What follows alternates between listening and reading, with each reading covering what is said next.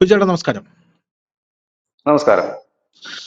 അക്ഷരാർത്ഥത്തിൽ നമ്മുടെ സുപ്രീം കോടതിയുടെ വായടപ്പിച്ചിരിക്കുകയാണ് ഉപരാഷ്ട്രപതി ജഗ്ദീപ് ധൻകർ. ജഗ്ദീപ് ധൻകർ കഴിഞ്ഞ ദിവസം പറഞ്ഞ കുറച്ച് കാര്യങ്ങളുണ്ട്, പക്ഷെ അത് ആരും ഇവിടെ ചർച്ചയ്ക്ക് വിധേയമാക്കിയിട്ടില്ല എന്നുള്ളതാണ് ഞാൻ മനസ്സിലാക്കുന്നത്. രാഷ്ട്രപതിക്കെതിരെ നമ്മുടെ സുപ്രീം കോടതി പല കാര്യങ്ങളും പറഞ്ഞു, ഗവർണർക്കെതിരെ പറഞ്ഞു. ഇങ്ങനെയൊക്കെ പറയാൻ നിങ്ങൾക്ക് ആരാണ് അധികാരം തന്നത് എന്നാണ് പറയുന്നത്. നിങ്ങൾ ഇങ്ങനെയൊക്കെ പറയുമ്പോൾ രാഷ്ട്രപതിയെ സെലക്ട് ചെയ്തിരുത്തിയ ഇന്ത്യയുടെ പരമാധികാരം, ആ പരമാധികാരത്തെ സുപ്രീം കോടതി തന്നെ ചോദ്യം ചെയ്യും പോലെ അല്ലേ എന്ന് ധൻകർ ചോദിക്കുകയും, എങ്കിൽ പിന്നെ രാഷ്ട്രപതിക്ക് ഇവിടെ എന്താണ് പ്രസക്തി എന്ന് ധൻകർ ചോദിക്കുകയും ചെയ്തു. എക്സാക്ട്ലി കോടതികൾ രാഷ്ട്രപതിക്ക് നിർദ്ദേശം നൽകുന്ന സാഹചര്യം നമുക്കില്ലെന്ന് ധൻകർ പറയുന്നുണ്ട്. 142 അനുച്ഛേദം ഭരണഘടനയുടെ, ഇത് ഇന്ത്യൻ ജനാധിപത്യത്തിന് നേരെ പ്രയോഗിക്കുന്ന ഒരു മിസൈൽ അല്ല എന്നാണ് ധൻകർ പറഞ്ഞിരിക്കുന്നത്. നിങ്ങളത് അങ്ങനെ മിസൈലായിട്ടൊന്നും എടുത്ത് പ്രയോഗിക്കേണ്ട ആവശ്യമില്ല, അത് പ്രയോഗിക്കേണ്ട സമയങ്ങളിൽ മാത്രം പ്രയോഗിച്ചാൽ മതി എന്നും ധൻകർ പറയുന്നുണ്ട്. പോരാത്തതിന് രാഷ്ട്രപതിയാണ് രാജ്യത്തിന്റെ പരമോന്നത പദവിയിലുള്ള വ്യക്തി. ഈ അടുത്ത് പുറപ്പെടുവിച്ച വിധിയിൽ രാഷ്ട്രപതിക്ക് നിങ്ങളൊരു നിർദ്ദേശം കൊടുക്കുന്നത് കേട്ടു. നമ്മൾ എങ്ങോട്ടാണ് പോകുന്നത്? അപ്പോൾ രാഷ്ട്രപതിക്ക് വരെ നിർദ്ദേശം കൊടുക്കുന്ന തലത്തിലേക്ക് ഇവിടത്തുള്ള സുപ്രീം കോടതികൾ വളർന്നോ എന്ന് കൃത്യമായിട്ട് അദ്ദേഹം ചോദിക്കുന്നുണ്ട്. പോരാത്തതിന് അദ്ദേഹം വേറൊരു കാര്യം പറയുന്നുണ്ട്, അത് വളരെ ഇമ്പോർട്ടന്റ് ആയിട്ടുള്ള കാര്യമാണ്. നമ്മൾ ചർച്ചയിൽ ഫോക്കസ് ചെയ്യുന്ന കാര്യം അതാണ്. ഈ ഡൽഹി ഹൈക്കോടതി ജഡ്ജിയായിരുന്ന യശ്വന്ത് വർമ്മയുടെ വീട്ടിൽ നിന്ന് കോടിക്കണക്കിന് രൂപ കണ്ടെത്തിയ സംഭവമുണ്ട്. അപ്പൊ ആ സംഭവം ചോദിക്കുന്നുണ്ട്, ആ സംഭവം എന്തായി, ആ കേസ് എന്തായി? നിങ്ങളൊരു വിധി പുറപ്പെടുവിച്ചു കഴിഞ്ഞ ശേഷം ആ വിധിക്ക് എന്ത് പ്രത്യാഘാതം ഉണ്ടായാലും ഇവിടുത്തെ ജഡ്ജിക്ക് ഒരു ഉത്തരവാദിത്വമില്ല, ഇവിടുത്തെ സുപ്രീം കോടതിക്ക് ഉത്തരവാദിത്വമില്ല.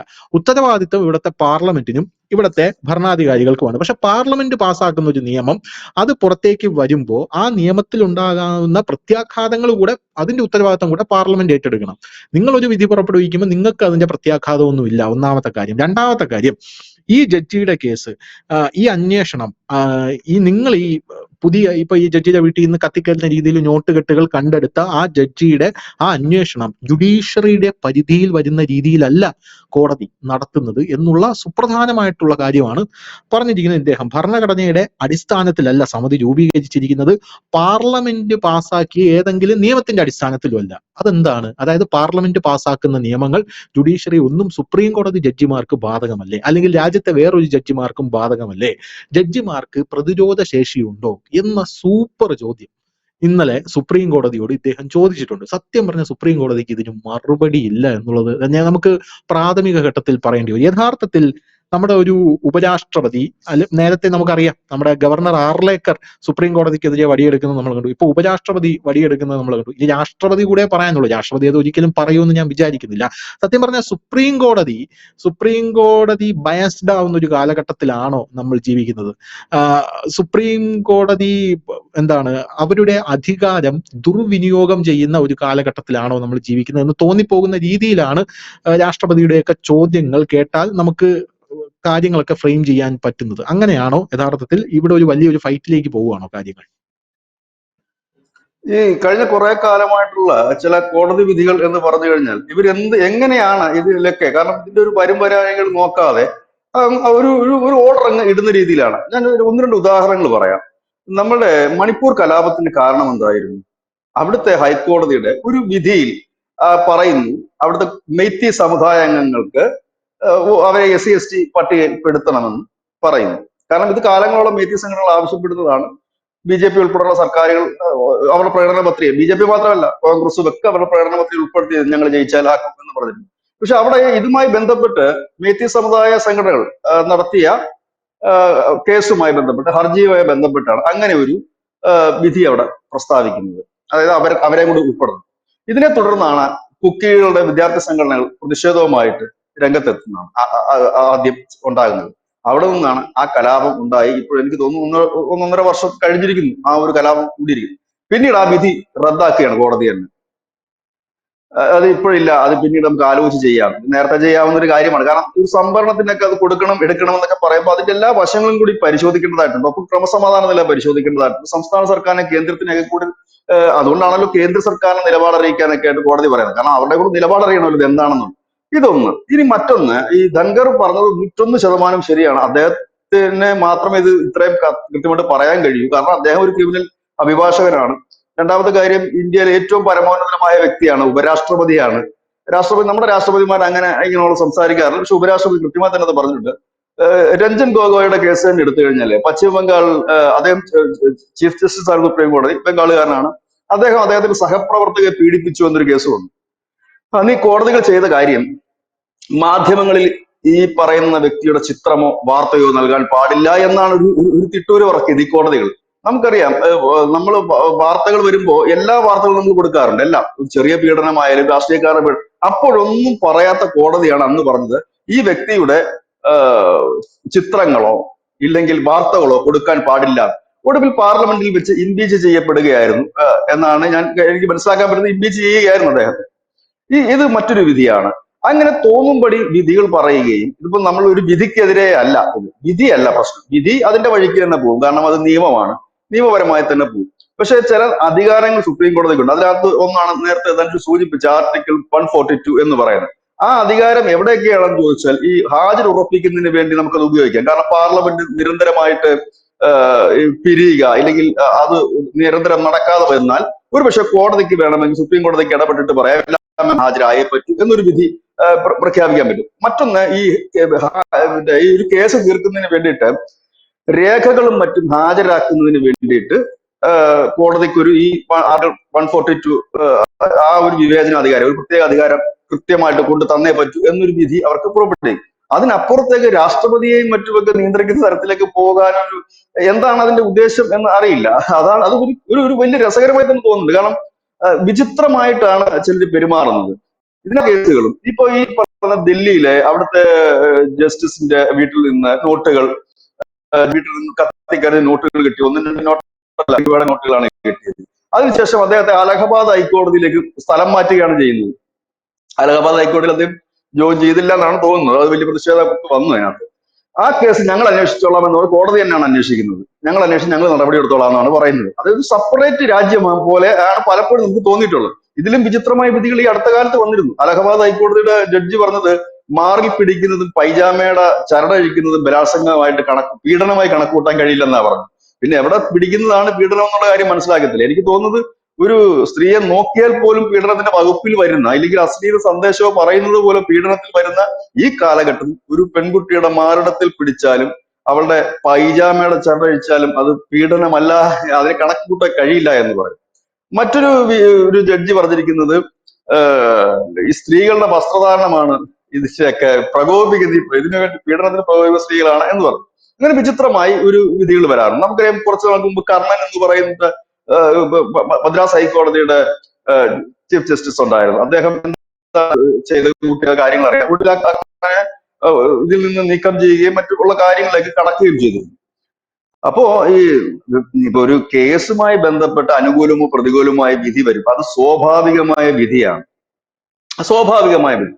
വഖഫ് ബില്ല് ന്യായമാണോ അന്യായമാണോ എന്ന് കോടതിയിൽ വിചാരണയിലും മറ്റുമാണ് അതിന്റെ കാര്യങ്ങൾ. ഇല്ലെങ്കിൽ ഒരു ബില്ല് അയച്ചു കഴിഞ്ഞാൽ ആ ബില്ല് കറക്റ്റ് ആണോ അല്ലയോ എന്നൊക്കെയുള്ള ജനാധിപത്യ പ്രക്രിയയിൽ അതിനൊരു സംവിധാനമുണ്ട്. ആ സംവിധാനത്തിൽ കൂടെ തന്നെയാണ് അത് ചെയ്യുന്നത്. അതല്ലാതെ ഈ ആവശ്യമില്ലാത്ത കാര്യങ്ങൾ കയറി ഞങ്ങളൊരു സുപ്രീം പവറാണ്, അതുകൊണ്ട് രാഷ്ട്രപതി എത്രയും പെട്ടെന്ന് ഇത് ചെയ്തേ പറ്റൂ എന്നൊക്കെ പറഞ്ഞു കഴിഞ്ഞാൽ ഒരു കാര്യം എപ്പോഴും ആലോചിക്കണം. ഈ രാഷ്ട്രപതി ഉൾപ്പെടുന്ന ജനാധിപത്യ പ്രക്രിയയിലെ പാർലമെന്റിന് കീഴിൽ എക്സിക്യൂട്ടീവ് എന്നും പറഞ്ഞ ഒരെണ്ണമുണ്ട്. അതിനും താഴെയാണ് ജുഡീഷ്യറി. അതായത് നിയമം പാസ്സാക്കും, അത് നടപ്പാക്കേണ്ട ചുമതല എക്സിക്യൂട്ടീവിനാണ്. അത് ഭരണഘടനാനുസൃതമായാണോ നടപ്പാക്കുന്നത് നോക്കേണ്ട ജോലിയാണ് ജുഡീഷ്യറിക്കുള്ളത്. അവരാണ് ഇപ്പോൾ സുപ്രീം പാർലമെന്റായിട്ട് ഇപ്പോൾ കാര്യങ്ങൾ നടത്തിക്കൊണ്ടിരിക്കുന്നത്. അത് തികച്ചും അതൊരു ജനാധിപത്യ രീതിയിൽ ഉള്ള ഒരു രീതി അല്ല അത്. കാരണം നമ്മൾ ഇത്തരം വിധികളൊക്കെ ചിലപ്പോൾ പാകിസ്ഥാനിലൊക്കെ മുൻപ് കേട്ടിട്ടുണ്ടായിരുന്നു. പക്ഷെ അത് അവിടെ പാകിസ്ഥാൻ പോലെ അല്ല ഇന്ത്യ. പാകിസ്ഥാനിലെ സംഭവം എന്ന് പറഞ്ഞു കഴിഞ്ഞാൽ അങ്ങനെ വെളിവും വെള്ളിയാഴ്ച ഒന്നും അവിടെ ഒരു സിസ്റ്റത്തിലും ഇല്ല. അപ്പൊ ഏതെങ്കിലുമൊക്കെ ഒരു കോടതി അങ്ങനെയൊക്കെ ചിലപ്പോൾ വിധി പറയാറുണ്ട്. ഇമ്രാൻഖാനോടൊക്കെ അങ്ങനെ രാജിവെച്ച് പോകാനും മറ്റുമൊക്കെ വിധി മറ്റുമൊക്കെ ഉള്ളതായിരുന്നു. പക്ഷെ ഇവിടെ അങ്ങനെയല്ല.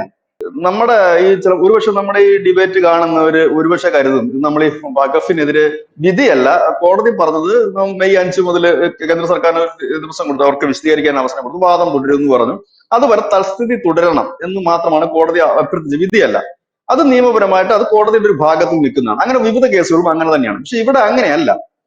ഇവിടെ കോടതി ചെയ്യുന്നത് നേരെ പാർലമെന്റിനെയും മറ്റും അതിന് മുകളിലുള്ള രാഷ്ട്രപതിക്കും ഒക്കെ ഒരു ടൈം ലിമിറ്റ് കൊടുക്കുകയാണ്. ഭരണം വന്ന് ഒപ്പിട്ടേ പറ്റും 3 മാസത്തിനകം എന്നൊക്കെ പറഞ്ഞു കഴിഞ്ഞാൽ അത് ഒരു ദൂരവ്യാപകമായ പ്രത്യാഘാതങ്ങൾ ഉണ്ടാക്കുന്ന വിധികളാണ്. അത് ഒരുപക്ഷെ എനിക്ക് തോന്നുന്നത് ഇതിനെ ഒരു രാഷ്ട്രീയ പാർട്ടി അംഗീകരിക്കാൻ സാധ്യതയില്ല അങ്ങനെയൊക്കെയുള്ള വിധികളെ. കാരണം പ്രത്യേകിച്ച് കോൺഗ്രസ് ഒട്ടും അതിനെ അംഗീകരിക്കും തോന്നുന്നില്ല. കാരണം കോൺഗ്രസ് ഈ രാജ്യം ഒരുപാട് തവണ ഭരിച്ചിട്ടുള്ള പാർട്ടിയാണ്. കോൺഗ്രസിന് ഇതിന്റെ എല്ലാ കാര്യങ്ങളും നന്നായിട്ട് അറിയാം. നാളെ ഒരു കാലത്ത് ഞങ്ങൾ തിരിച്ചു വരുമെന്ന് കരുതുന്ന പാർട്ടി കൂടിയാണ് കോൺഗ്രസ്.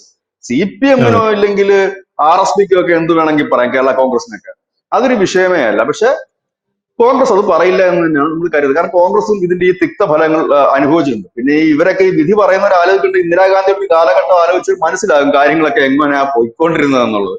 എന്തായാലും ആ ഒരു രീതിയിലുള്ളൊരു രീതിയൊന്നും നമ്മുടെ രാജ്യത്ത് നിലവിലില്ല. ഇന്ദിരാഗാന്ധിയുടെ കാലത്ത് ഒരു വില പോലും ഉണ്ടായിരുന്നില്ല ഒരൊറ്റ വിധികൾക്കും കാര്യങ്ങൾക്കും ഒക്കെ. മിണ്ടാതിരുന്നോളാൻ പറഞ്ഞാൽ മിണ്ടാതിരുന്നോളാം. പക്ഷെ അങ്ങനൊന്നും അല്ല. ഇപ്പൊ നമ്മുടെ ജനാധിപത്യം വളരെ നല്ല രീതിയിൽ തന്നെ മുമ്പോട്ട് പോകും. നല്ല രീതിയിലുള്ള ഒരു ഭരണ സംവിധാനം മുമ്പോട്ട് പോകുമ്പോൾ ഇതുപോലെയുള്ള വിധികൾ അത് ഒരുപക്ഷെ ജനാധിപത്യ വിശ്വാസികളെ ജനങ്ങൾക്കിടയിൽ അതൊരു അവമതിപ്പ് കോടതിയെ കുറിച്ച് ഉണ്ടാക്കുന്ന ഇടവരും. കാരണം രാഷ്ട്രപതി എന്ന് പറയുന്നത് ഈ രാജ്യത്തിന്റെ പരമോന്നതമായ വ്യക്തിയാണ്. അതുക്ക് മുകളിൽ ഒരു കോടതിയും ഇല്ല, ഒരു ജഡ്ജിയും ഇല്ല. കാരണം നമ്മൾ അങ്ങനെ ഒരു പൊസിഷനാണ് നമ്മുടെ രാഷ്ട്രപതി എന്ന് പറയുന്നത്, രാഷ്ട്രത്തലവൻ. നമ്മുടെ പ്രധാനമന്ത്രി പോലും അതിന് താഴെ വരുന്ന ഒരാൾ മാത്രമാണ്. കോടതി വധശിക്ഷ വിധിച്ചാൽ വധശിക്ഷ പോലും റദ്ദാക്കാനുള്ള പവർ രാഷ്ട്രപതിക്കുണ്ട്. അതെങ്കിലും ഊഹിക്കാമല്ലോ. ഞങ്ങളല്ല സുപ്രീം പവർ, അവരാണ് സുപ്രീം പവർ എന്ന് അങ്ങനെയെങ്കിലും ആലോചിക്കാനുള്ളതേ ഉള്ളൂ. പക്ഷെ അതുപോലും ആലോചിക്കാതെയാണ് ഇതുപോലെയുള്ള വിധികൾ. ഇത് കയ്യടി നേടാൻ വേണ്ടിയിട്ടുള്ളതാണ്. അതായത് ധൻഖർ പറഞ്ഞ ഒരു കാര്യം വളരെ ശരിയാണ്. ഇവർക്കും ആർക്കും, ഈ ജഡ്ജിമാർക്ക് ആർക്കും ഇന്ത്യയിലെ നിയമം ബാധകമല്ലേ എന്ന് അദ്ദേഹം എണ്ണി പറഞ്ഞു. ഇത് എണ്ണി പറയാനാണെങ്കിൽ 1000 കേസ് പിന്നെയും കിടപ്പുണ്ട് ഓരോ കാര്യങ്ങൾ പറയാനാണെങ്കിൽ. പക്ഷെ അതിലേക്കൊന്നും അദ്ദേഹം കടന്നില്ല. ഒരുപക്ഷെ വേറെ ആരെങ്കിലും ഒക്കെ അത്തരം കാര്യങ്ങൾ പൊക്കി എടുക്കുമായിരിക്കും. അതുകൊണ്ട് ലെജിസ്ലേറ്റീവുമായിട്ടൊരു ഏറ്റുമുട്ടലിന് ജുഡീഷ്യറി പോകരുത് എന്നുള്ളതാണ് എന്റെ ഒരു അഭിപ്രായം. കാരണം അങ്ങനെ പോയി കഴിഞ്ഞാൽ ജുഡീഷ്യറിക്ക് ജയിക്കാൻ കഴിയില്ല. കാരണം ഇത് ഈ ലെജിസ്ലേറ്റീവ് എന്ന് പറഞ്ഞാൽ ജനം വോട്ട് ചെയ്ത് ജയിപ്പിച്ച് അധികാരത്തിൽ രാഷ്ട്രപതി വോട്ട് വാങ്ങി ജയിച്ച് വരുന്നതാണ്, അതല്ലാതെ ഓട് വിളിച്ച് വരുന്നതല്ല. ഓരോ നിയമസഭയിലെ MLA-മാരുടെ പ്രാതിനിധ്യം അനുസരിച്ചിട്ടുള്ള വോട്ട് കിട്ടി. ഇപ്പോഴത്തെ രാഷ്ട്രപതി ആണെങ്കിൽ കേരളത്തിൽ ഇതുപോലെ ഒരു വോട്ട് മേടിച്ച് വന്ന ആളാണ്. എല്ലാ സംസ്ഥാനത്തും വോട്ട് പിടിച്ച് വന്ന ആളാണ് ദ്രൗപദി മുർമു. അങ്ങനെ വോട്ട് വാങ്ങി വരുന്നത്. ഇവരാരും വോട്ട് മേടിച്ച് വരുന്നതല്ലല്ലോ. കൊളീജിയം എന്ന് പറഞ്ഞൊരു സിസ്റ്റത്തിൽ കൂടെ വരുന്നതാണല്ലോ. ആ സിസ്റ്റം എന്താണെന്നുള്ള കാര്യം ജനങ്ങൾക്ക് നന്നായിട്ട് കുറച്ചു പേർക്കെങ്കിലും ഒക്കെ അറിയാൻ പറ്റും എങ്ങനെയൊക്കെയാണ് ഇവർ വരുന്നത്. പിൻഗാമികളാണോ, കുടുംബവാഴ്ചയാണോ എന്നൊക്കെയുള്ളത് ഇത് നമുക്ക് നോക്കാനും കഴിയും. പക്ഷെ ഏതായാലും അത്തരത്തിലുള്ള ഒരു ആശ്വാസകരമല്ല, നല്ലൊരു പരിപാടിയല്ല എന്നുള്ളതാണ് യാഥാർത്ഥ്യം. കാരണം ഇത് ഈ രീതിയിൽ പോയി കഴിഞ്ഞാൽ ഒരുപക്ഷെ ഇതിനെതിരെ ഇപ്പൊ കോടതി ആയതുകൊണ്ട് മാത്രമാണ് പലരും ഇതിനെ പ്രതികരിക്കാത്തത്. അത് ആ ഒരു കാരണം നമ്മളൊരു നമ്മുടെ കോടതികൾക്ക് നമ്മൾ കൊടുക്കുന്ന ഒരു പരിഭാവനതയുണ്ട്, അതുകൊണ്ട് മാത്രമാണ് പ്രതികരിക്കാത്തത്. പക്ഷെ അത് ഒരു പരിധി കഴിഞ്ഞാൽ ചിലപ്പോൾ പലരും പ്രതികരിച്ചെന്ന് വരും. ഏതായാലും ഉപരാഷ്ട്രപതി പറഞ്ഞത് തന്നെ നന്നായി. കാരണം ഈ രാജ്യത്തിന്റെ തലവൻ, രണ്ടാമത്തെ തലവനാണ് ഈ ഉപരാഷ്ട്രപതി എന്ന് പറയുന്നത്. അദ്ദേഹത്തിനാണ് ഇതെല്ലാം കൊണ്ടും പറയാൻ യോഗ്യൻ. അദ്ദേഹം ഈ രാജ്യത്തെ 140 കോടി ജനത്തിന് വേണ്ടി അത് പറഞ്ഞു എന്ന് തന്നെയാണ് നമ്മൾ കരുതുന്നത്. ഒരുപക്ഷെ ഈ തൽക്കാലമായിട്ട് ഈ വിധിയെ കൈയടിക്കുന്ന മാധ്യമപ്രവർത്തകരും ജനങ്ങളും ഒക്കെ കാണും. പക്ഷെ ആത്യന്തികമായി അവർക്ക് കൈയടിക്കാൻ കഴിയില്ല. കാരണം ഇത് ഒരു സ്ഥലത്തേക്ക് മാത്രമല്ല. ഇത്തരം ജഡ്ജിമാര് ഇരുതല മൂർച്ചയുള്ള വാളുകളാണ്. അങ്ങോട്ട് വീശിയാലും മുറിയും, ഇങ്ങോട്ട് വീശിയാലും മുറിയും. ഇന്ന് കേന്ദ്രമാണെങ്കിൽ നാളെ അത് സംസ്ഥാനത്തിന് നേരെ തിരിയും. അപ്പോഴും നിങ്ങൾ കൈയടിക്കാനുണ്ടാകില്ല. അപ്പൊ ബഹുഭൂരിപക്ഷം പേരും തിരിച്ചു കൈയടിക്കാനുണ്ടാകും. ഇതാണ് ആ ഒരു അവസ്ഥയിലേക്ക് പോകരുത് എന്ന് മാത്രമാണ് പറയാം. ഏതായാലും ധൻഖർ അത് പറഞ്ഞത് വളരെ നന്നായി. കാരണം അദ്ദേഹത്തിന് മാത്രമാണ് അത് പറയാൻ കഴിയുന്നത്. ഒരുപക്ഷെ എനിക്ക് തോന്നുന്നത് ധൻഖർ ആയതുകൊണ്ട് മാത്രം പറഞ്ഞതാണെന്നാണ് എനിക്ക് തോന്നുന്നത്. മാത്രമേ അത് പറയാനായിട്ട് സാധിക്കുള്ളൂ. കാരണം അദ്ദേഹം അത്ര ഒരു സ്ട്രോങ് മനുഷ്യനാണത്. കാരണം എനിക്ക് തോന്നുന്നു നമ്മുടെ ഉപരാഷ്ട്രപതിമാരൊന്നും ഇതുപോലെ വെങ്കയ്യ നായിഡു ഒക്കെ ഇരുന്നിട്ടുണ്ടെങ്കിൽ പോലും ഇത്രയും ശക്തമായിട്ടൊന്നും അദ്ദേഹം പറയാറില്ലായിരുന്നു. വളരെ ക്ലിയർ ആയിട്ട് തന്നെ പുള്ളി പച്ചയ്ക്ക് പറഞ്ഞു എന്ന് തന്നെ പറയാം. പച്ചയ്ക്ക് പറഞ്ഞു എന്നുള്ളതാണ് അതിന്റെ കറക്റ്റ് വാക്ക്. ഇതിനു മുമ്പിരുന്ന ഉപരാഷ്ട്രപതിമാരൊക്കെ പറഞ്ഞിട്ടുണ്ട് കാര്യങ്ങൾ. അത് കുറെ ഭംഗ്യന്തരേണയൊക്കെ അവർ സൂചിപ്പിക്കുക മാത്രമാണെങ്കിൽ ഇത് വളരെ ക്ലിയർ ആയിട്ട് തന്നെയാണ് പറഞ്ഞത്. സൂപ്പർ പാർലമെന്റ് ആകരുത്, രാഷ്ട്രപതിയുടെ തലയ്ക്ക് മുകളിലേക്ക് വേണ്ട എന്ന് തന്നെയാണ് അദ്ദേഹം സ്പഷ്ടമായിട്ട് പറഞ്ഞത്. ആ സിമ്പിൾ ലാംഗ്വേജിലാണ് പുള്ളി പറഞ്ഞത്. ഏവർക്കും മനസ്സിലാകുന്ന ഭാഷ തന്നെയാണ് അദ്ദേഹം പറഞ്ഞത്. താങ്ക് യു ചേട്ടാ, താങ്ക് യു സോ മച്ച്.